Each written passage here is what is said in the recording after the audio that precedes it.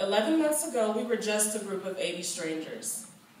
I was very awkward and nervous, but trying my best not to show it. Luckily, someone equally as awkward showed mercy on me, Josiah Crosby.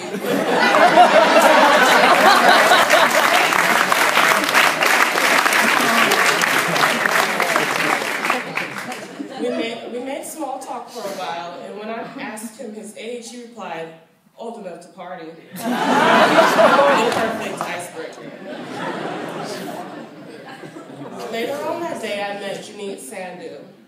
We bonded quickly after we learned that we shared the same zodiac sign, and we both feared that Europe would be our last chance to get out of this cycle of dead-end jobs and make our parents proud.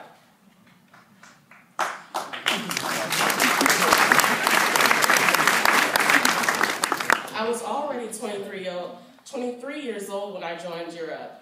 I knew I didn't have time to waste.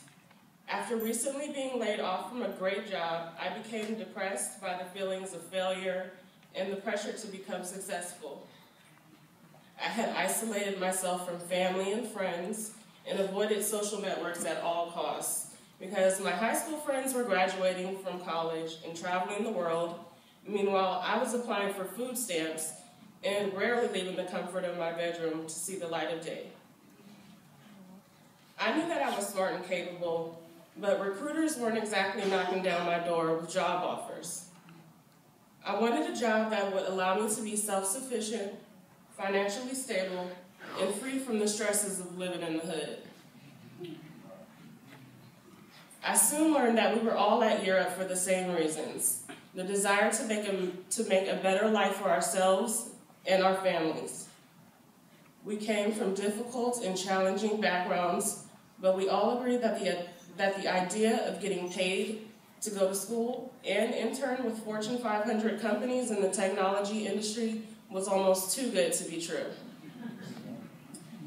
Before joining Europe, I had some college experience and previously worked in the professional world as a clinical data coordinator.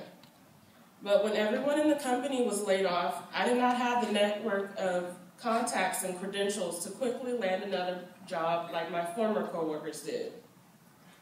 Not having that safety net, I found myself completing job applications in the unemployment office. And throughout my search, I was obstructed by the need for a college degree or extensive work experience. Like almost 4.4 million other young adults in the country, the on-ramp to the road to success was blocked by my lack of skills, experience, and education. I was unable to compete for the jobs that offered a livable wage. As you imagine me there, I probably cut a picture of despair and desperation, but it was in that place and time that my life changed on its axis. I came across a full-time position at Europe, and like I had done so many times that day, began the job application process.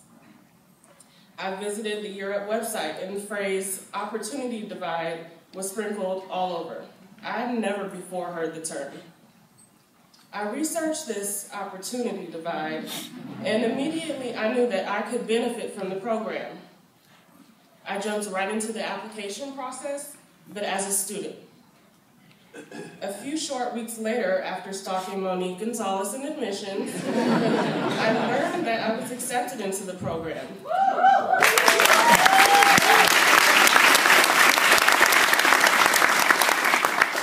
It was the best news I'd had in a very long time. Our first weeks of class were filled with interesting and eye-opening interactives, so powerful that on a couple of occasions we were moved to tears. We learned a lot about each other and the staff at Europe. We couldn't help but notice Michael Carter and his love of dancing, or Valencia Pete, who had an infectious smile no one could ignore, and Nicholas Griffin, who would constantly remind us to slow down. I especially looked up to our site leader, Trevor Hooper, who taught us the value of code switching and the price of neglecting the code switch, a $15 infraction. Speaking of infractions, I cried real tears when I went home after earning my first infraction from Mike Harris, our business communications for being 15 first 5 months, called the learning and development phase, were exciting and challenging. But with the level of support Europe provided, we were all able to meet the high expectations. With the help of student services, advisors, and our peers, especially Raymond Yan, who was always on hand to help us solve a difficult technology problem, there was more than enough support to go around. Our professional skills class was the corporate playbook of do's and don'ts in the workplace.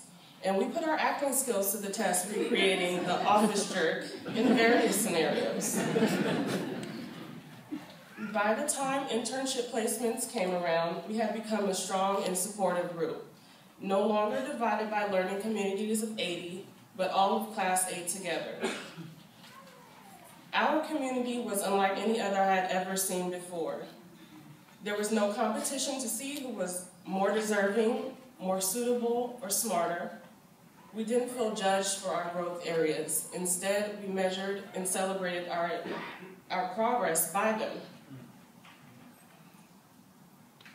When I found out that I would be starting my internship at eBay, I was totally overwhelmed with anticipation.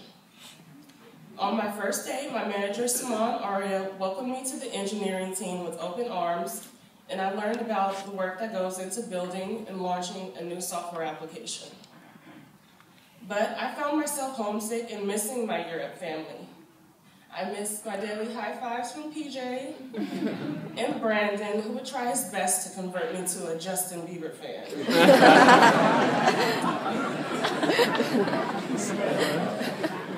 The commute to San Jose was almost unbearable. Because of it, I initially tried to switch my internship, but I am grateful that my internship manager, Scott Goick, and my advisor, Christina Reinhardt, were not having it. I quickly learned that an internship at a company like eBay is an opportunity not to be squandered. I got to apply my Europe training and broaden my skills in eBay's rich working culture. I ask you, where else can an intern have lunch with the CIO? Thanks, Scott. That's your experience.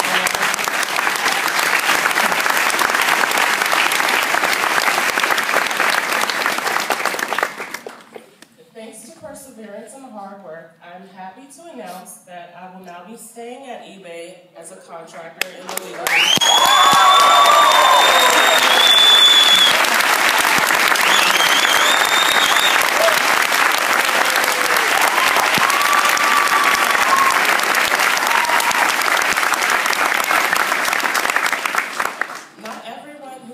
with us last March made it as far as we did. It was hard to see them leave the program. But today, we are celebrating as a substantial group of the most determined and passionate young professionals, and that means something. After all our hard work, we have now earned a certificate from City College of San Francisco that certifies us in the fundamentals of technical support.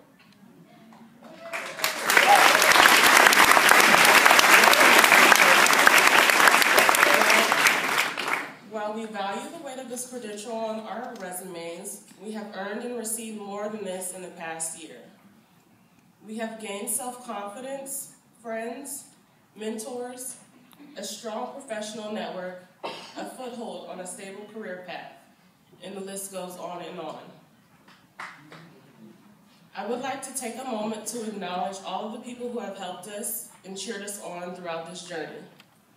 I'm so thankful that I have an awesome support system in my family, especially my longtime boyfriend, Stephen, who helped me stay motivated throughout this journey. Some of us will continue with our corporate partners. Some will begin our job search, and some of us will go back to school. But all of us are on the right track towards a better future and career outlook. I would like to end this speech with a quote from President Barack Obama, in which he gives his explanation of a true body of work. I hope he doesn't mind me flipping his words, though, because I'm going to start his quote with how he ended it. The President explains what a body of work is. It's cumulative. It deepens and expands with each day you give your best. We have all given our best. We could have given up, but we stuck with it. And this is the moment we've all been waiting for. graduation. President Obama says, "You may have setbacks and you may have failures, but you are not done." As Europe students, we can all relate to this. While we don't always make the best decisions, we do always learn from them in order to improve. The quote continues, "It's about not being satisfied with the latest achievement, the latest gold star. Because one thing I know about a body of work is that it's never finished."